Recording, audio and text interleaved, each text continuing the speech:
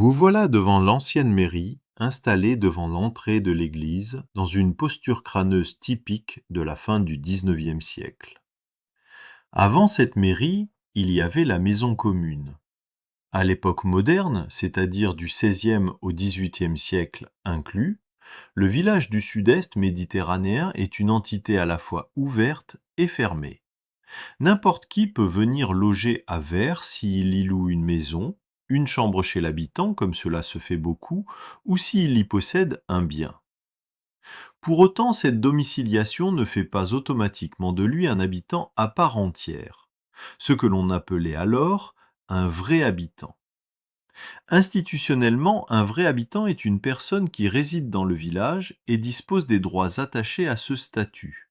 Ces droits consistent notamment en l'accès à certaines ressources communes, bois, herbes, et à certains services comme le passage de la barque sur le Gardon ou le droit de pêche. Un simple résident, lui, habite bien le village mais ne peut tirer aucune ressource du territoire. Il paye le tarif plein pour certains services ou en est exclu. Cette situation que l'on jugerait aujourd'hui discriminante ou inacceptable s'explique à une époque où l'équilibre entre les besoins et les ressources est très fragile. On Regarde, considère alors que là-bas, les sur la communaux ont colline. été acquis On par dit les que le vieux anciens au berger y prix a d'un fait long quelque chose effort, d'étrange. soit par conquête et harcèlement, soit par voie d'achat. Ils ont été obtenus par les ancêtres qui se sont battus ou ont payé de leur poche pour les acquérir.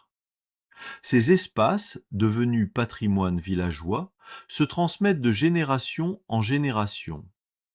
Sont ayant droit ceux qui sont nés au village, de parents eux-mêmes nés au village, et dont on ne peut pas dire qu'ils viennent d'ailleurs. Cette manière de catégoriser les personnes est bien sûr empirique. Elle ne repose pas sur des certitudes généalogiques.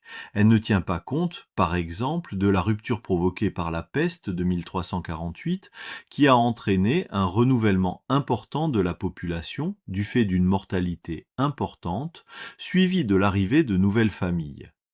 Ces familles, peu à peu, finissent par s'intégrer et adopter à leur tour cette politique malthusienne destinée à contrôler l'accès aux ressources locales.